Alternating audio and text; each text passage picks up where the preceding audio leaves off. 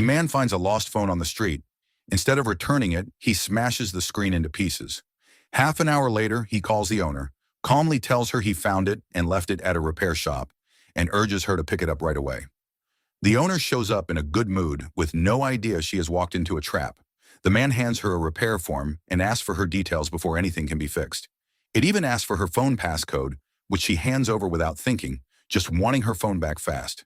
But he does not fix the screen. He opens the phone, pulls out the motherboard, and swaps the camera for a modified one before sealing it up. Using the passcode she gave him, he unlocks the phone, connects it to his computer, and installs a hidden Trojan. Then he links it to an identical phone and clones all of her data. When the owner gets her phone back, it looks perfect, like nothing happened. But that is exactly where the nightmare begins. This is unlocked.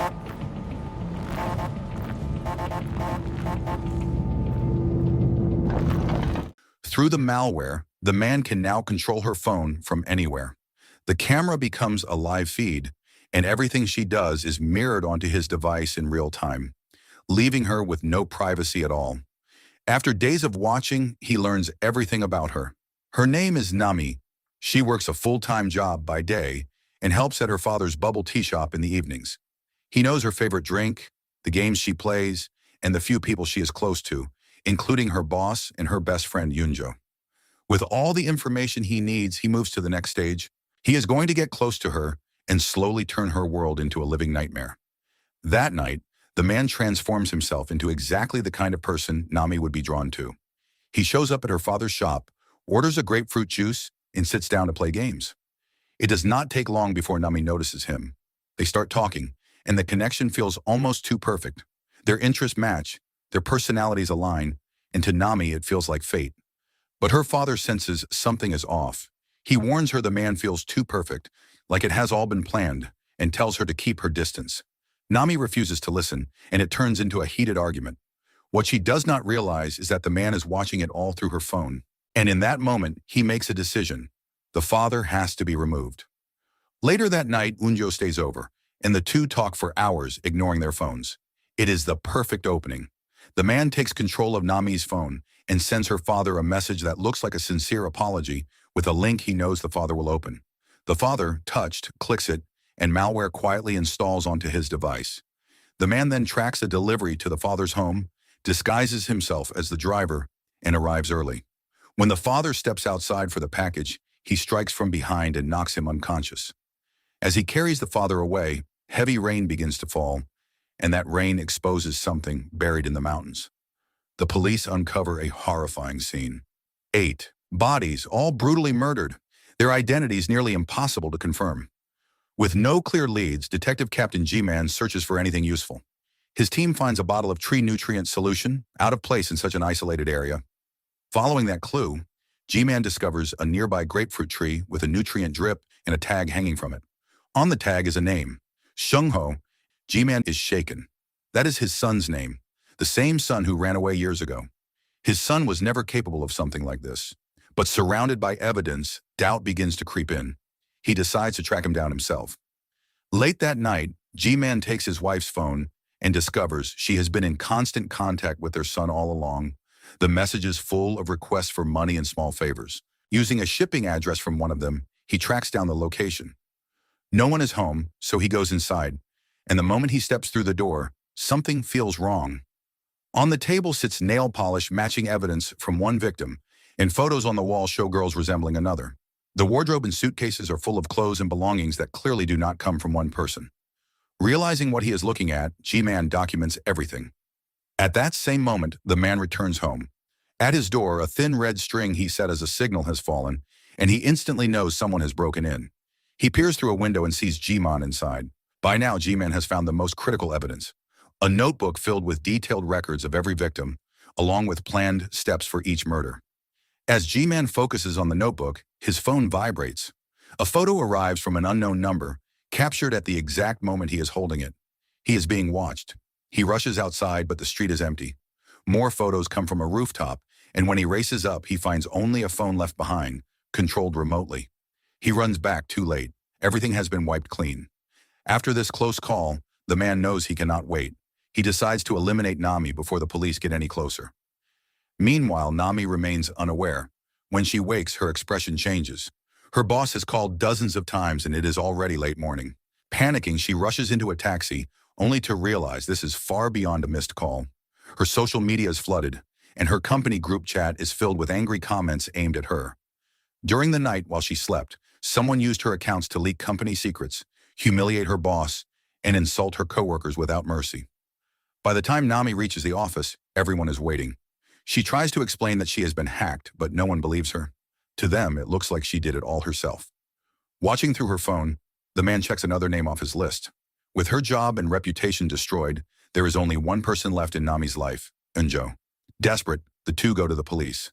But without solid proof, there is nothing they can do. It is just her word against everything online. With no other options, Nami reaches out to the man from the bubble tea shop, the one who claimed to work in cybersecurity. She has no idea he is behind it all, or that her father has already been taken. When they meet, he asks about her phone's battery. She mentions it has been draining much faster than usual, and that is all he needs.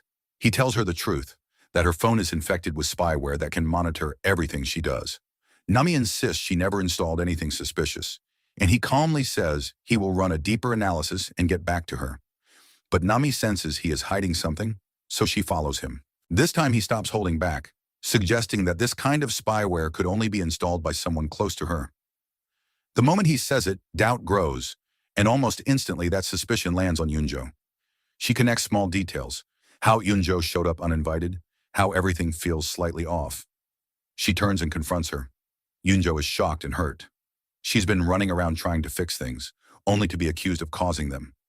In her anger, she wonders if maybe this is exactly who Nami is now.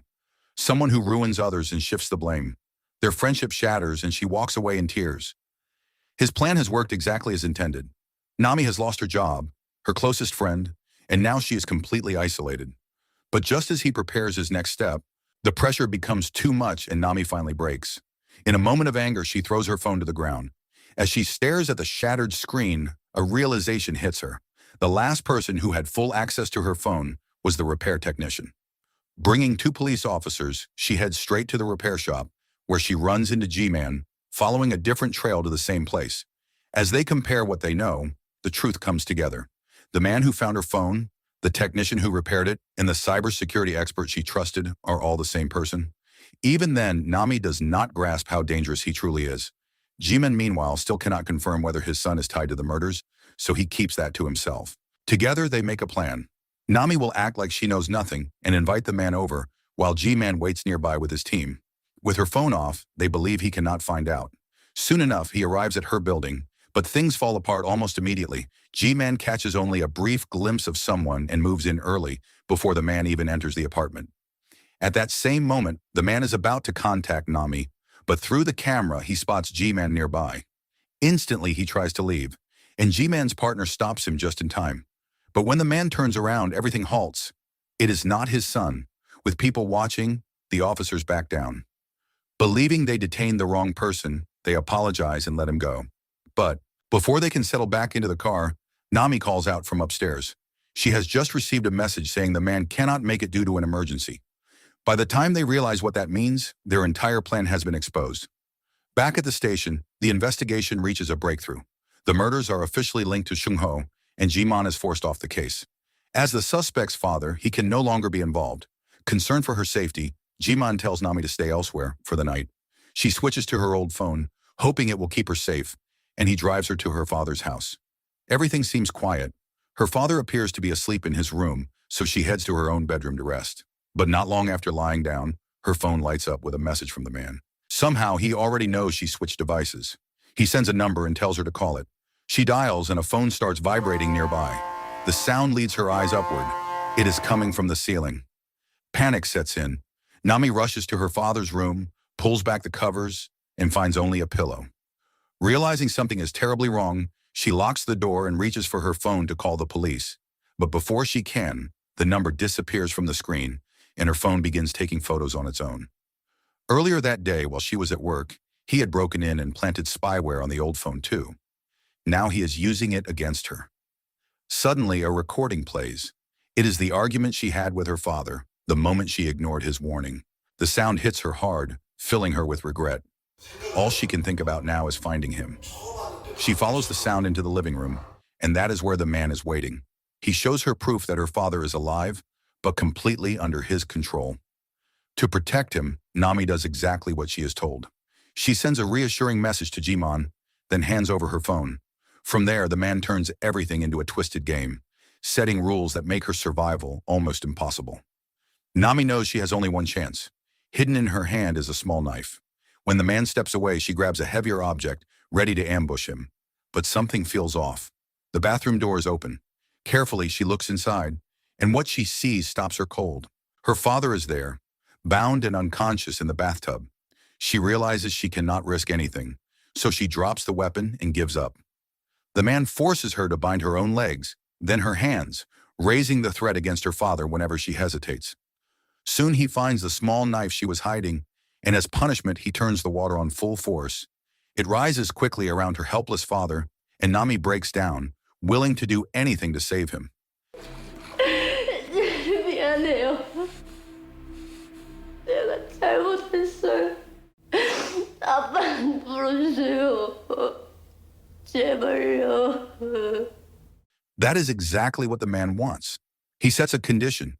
If she truly wants her father to live, she has to be the one to end his life herself. 그럼 네가 죽여? Moments later, Nami is thrown into the bathtub. The water keeps rising, covering her father's face.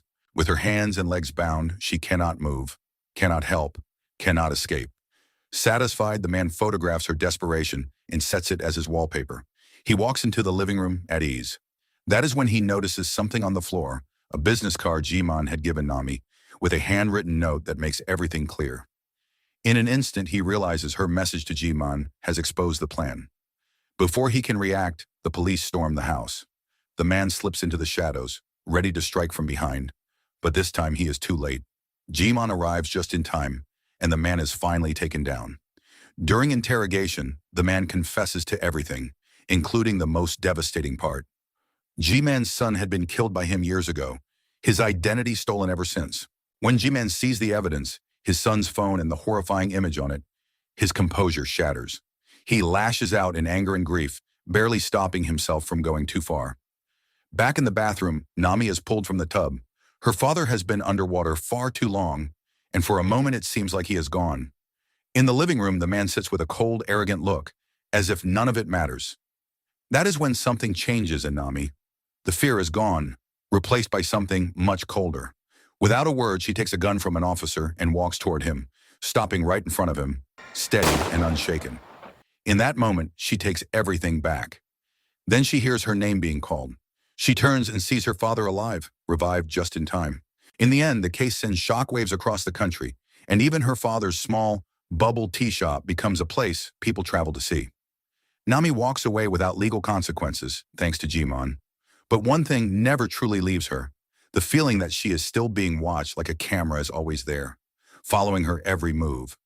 So the moral of the story is never give your phone passcode to a random repair guy, and maybe just lose the phone instead of unlocking a whole horror movie in real life.